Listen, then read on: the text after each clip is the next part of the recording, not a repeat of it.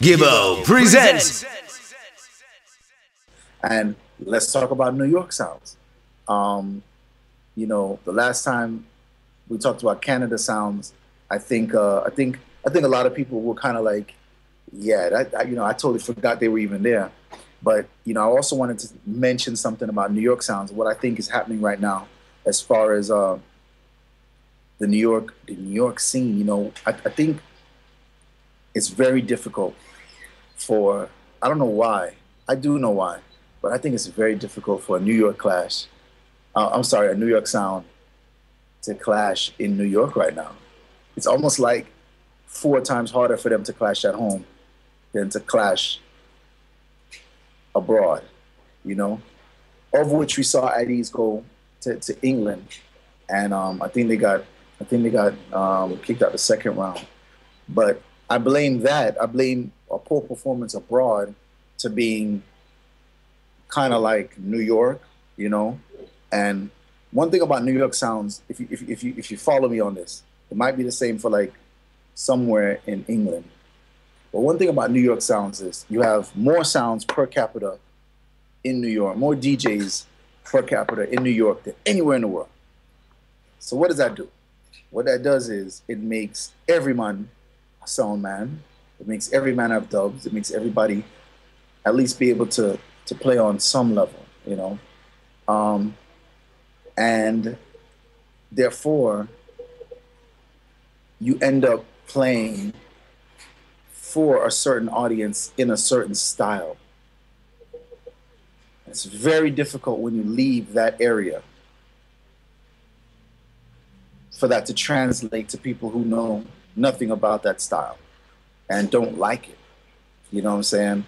So, same thing probably could be said, same could be said for like an England sound. If they come to America, it could be very difficult for them because they're used to a certain style, And then when they go to a New York or DC, they might be like, man, we don't want to hear that. So I think that's what happens for New York sounds when they travel across the water. Now, if a New York sound goes to New Jersey, Connecticut, they just not losing. They're not losing. Why? Because everybody from there used to live in New York or has ties to New York, and they want to hear you say Biltmore. Same thing in Florida. The clash I want to see right now is I want to see Rhythm Force versus Yamaha. But I see some people saying that Rhythm Force versus King IDs is a good clash. I think that's an okay clash. I think that the ticket seller would be Rhythm Force versus Young Hawk right now.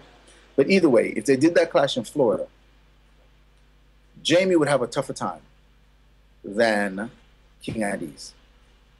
If they did that clash in Fort Lauderdale, King IDs could very well just easily win it by saying New York all night long. Why? Because there's a lot of ex-New Yorkers, or as we say in Florida, wannabe New Yorkers, who live in Fort Lauderdale and live in Palm Beach and live in Port St. Lucie, and you go up. While in Miami, it's still a hardcore Miami crowd. New Yorkers don't move to Miami; they move to Fort Lauderdale. So if that clash would happen in Fort Lauderdale, King IDs could just yell Biltmore all night long and could win it. You know what I'm saying? While if they kept it in Miami, it would be almost impossible for King IDs to win it. Unless some bugger people from Fort Lauderdale drive down because they want to hear the King play and say New York all night. But for the most part, being able to play in Canada and across the East Coast and the majority of America, you just see yell New York and you're going to do very well. But then when you travel to Jamaica, you travel to an island, you travel to England, nobody cares. And then it becomes difficult. And then you actually have to do something different.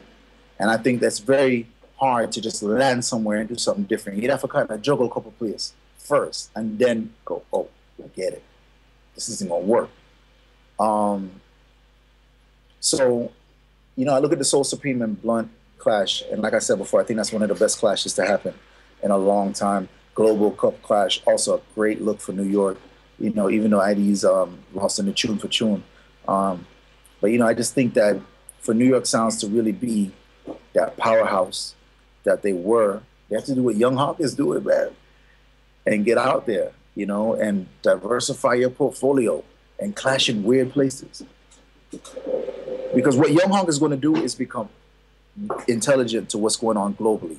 And the clash arena now is a global clash arena. That's why, my gosh, can go to New York and kill a song and go to Canada and kill a song. Because they get it. Globally, they understand it because they have to play all of Europe. They have to understand how to go to France, how to go to Germany, how to go to Holland, and how to play in Italy, which is 4 different places with 4 different vibes and 4 different energy, you know? And when you go to Germany, you got to understand it. Switzerland, you got to understand it. So you go there, you understand that supersonic, Magash, BID, all these sounds, they get it globally. Young Hawk is going to be one of those guys that understands how to clash globally. And then he's going to become a powerhouse. So with that being said, New York sounds, definitely take a page out of Young Hawk's book and get your traveling up, and don't do that like, oh, I'm bad in New Jersey. Some of these sounds actually never play past the tri-state. Like, they never play past the tri-state. They might go to Miami for like Memorial or for Carnival, but that's because all of New York is gone. But you have so many sounds that have this hype about them, this like them chest, this ego, and they haven't left the Bronx unless it's Miami Carnival or Memorial Weekend.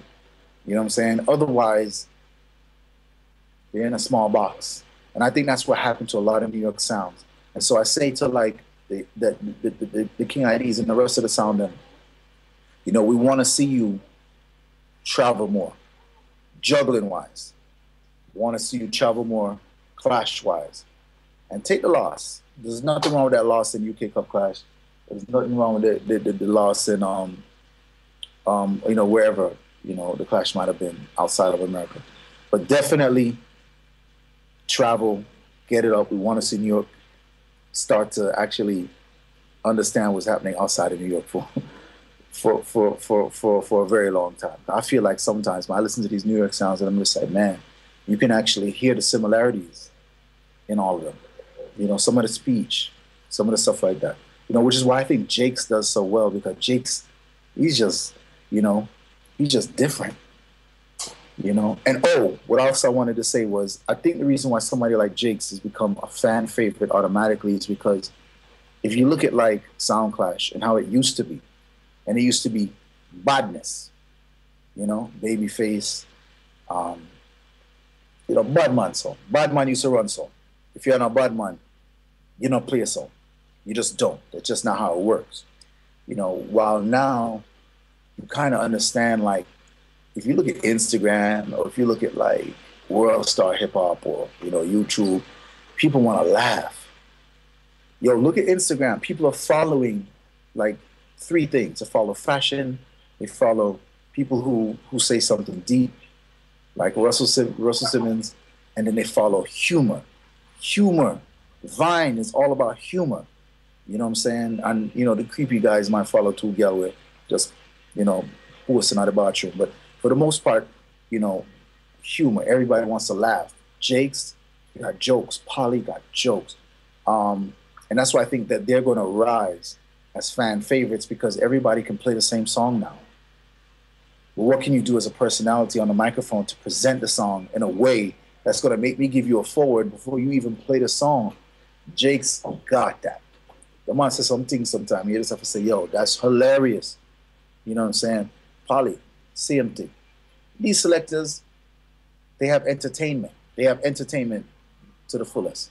And that's what I think I would say about every sound out there right now. And if you look at Ian Frost from Rhythm Force, he might not run too much joke, but when him step out, stomp his foot, throw his hat into the crowd. You know what I'm saying? People want to see that. People want to see that because the songs ain't doing it no more. So, that's what I want to say about New York sounds and just my sound ramble. You actually anticipated my final question when you said you'd like to see Rhythm Force versus Young Hawk.